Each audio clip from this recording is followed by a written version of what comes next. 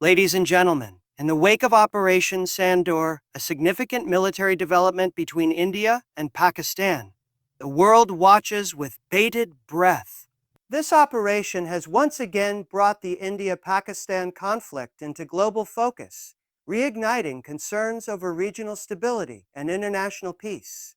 As a former president of the United States, I have always believed in strength, strategy, and the importance of America's role in global diplomacy. Oriana, let me be clear. The situation is volatile. The United States must respond with wisdom, not weakness. We've seen what happens when tensions rise unchecked between two nuclear powers.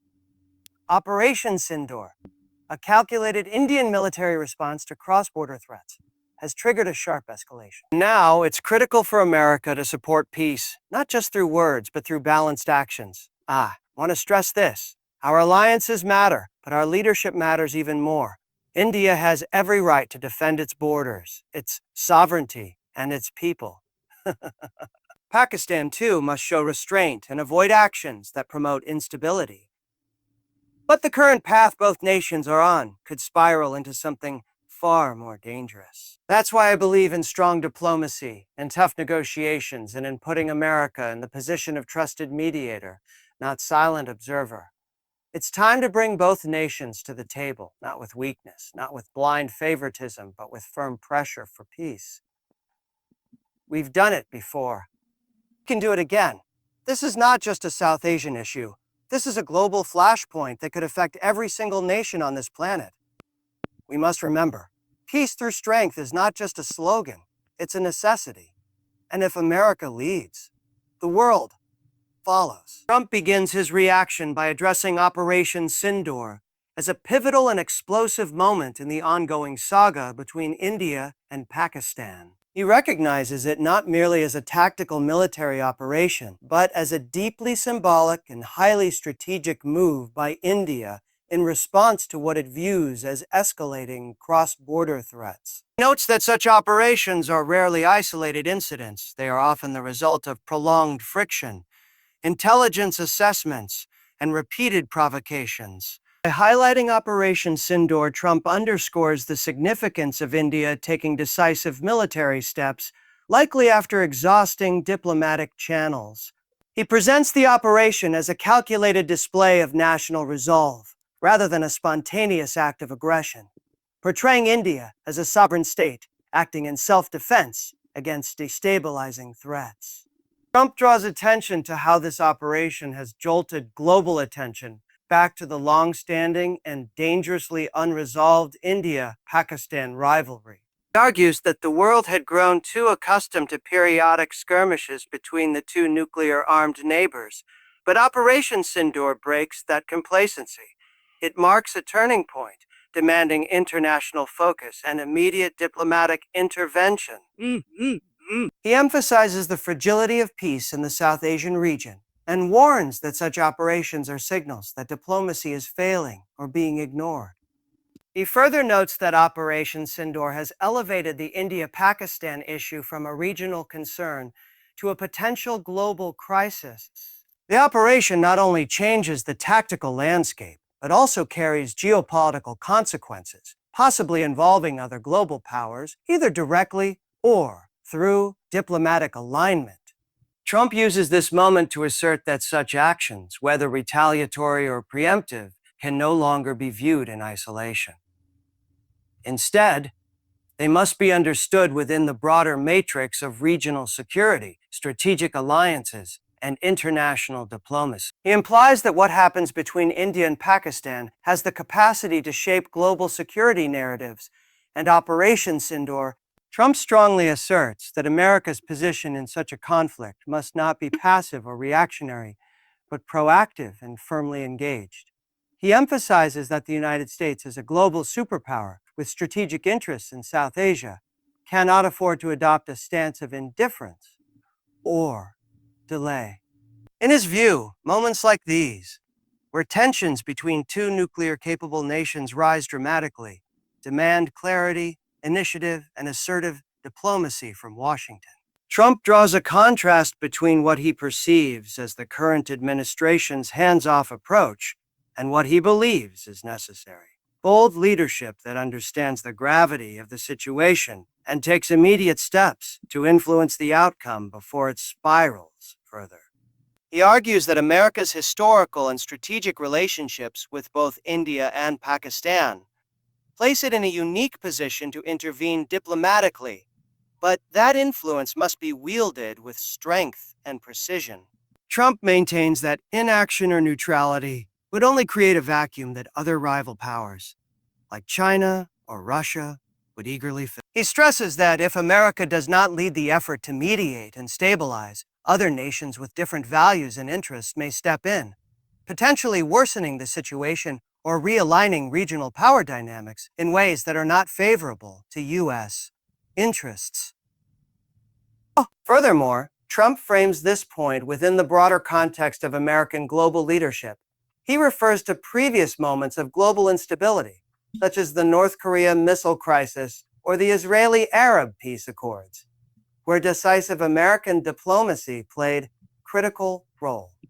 Drawing from his own tenure, he reminds his audience that peace is often achieved not through silence, but through calculated and strategic negotiation. In the case of Operation Sindoor, he believes that America must be present at the center of the diplomatic table, not only to help calm rising tempers, but also to ensure that any resolution aligns with principles of sovereignty, security, and long-term stability.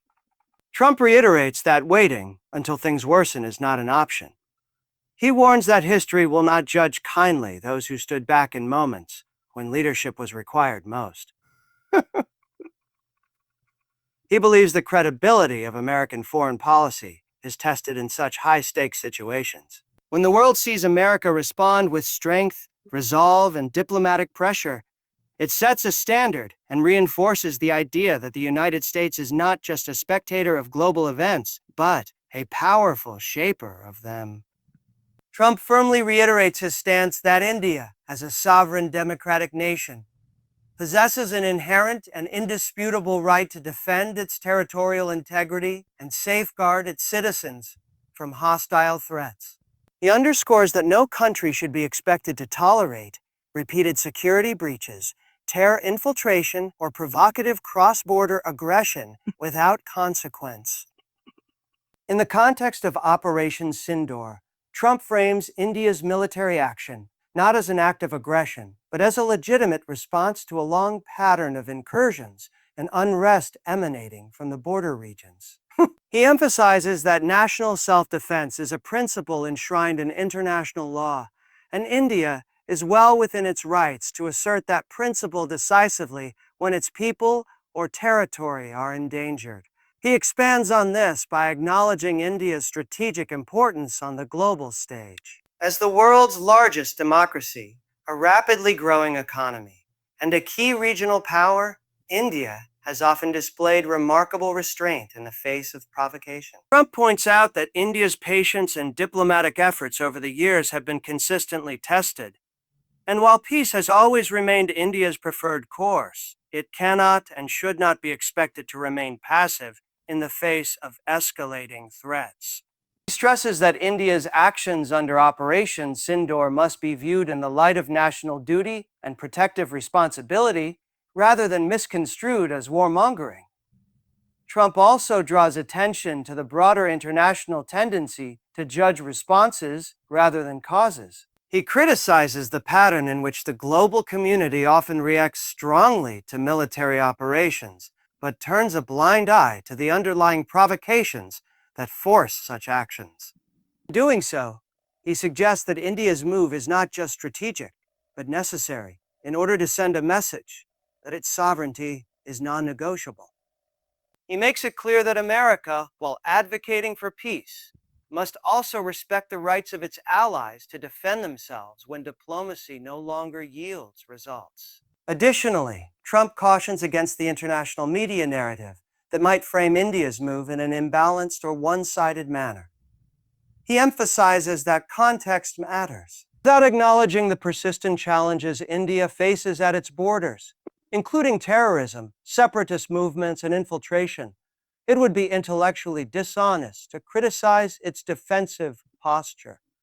He affirms that any credible ally of India must support its right to act in the interest of national security, especially when those actions follow repeated warnings, failed negotiations, and mounting casualties.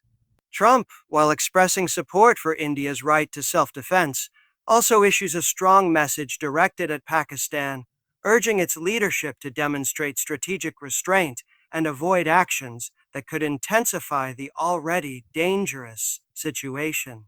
He acknowledges that Pakistan plays a crucial role in regional stability, and that its decisions in the coming days will significantly influence whether this conflict escalates into a broader confrontation or retreats back into manageable diplomacy.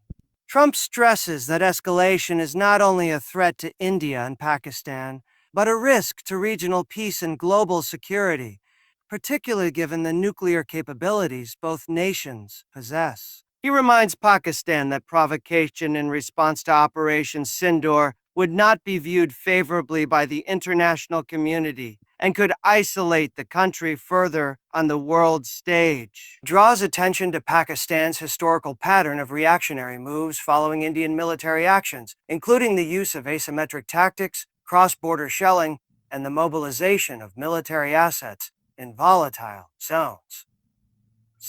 Trump warns that repeating such patterns now, in the aftermath of a highly charged and symbolically potent operation like Sindoor, would be an irreversible mistake.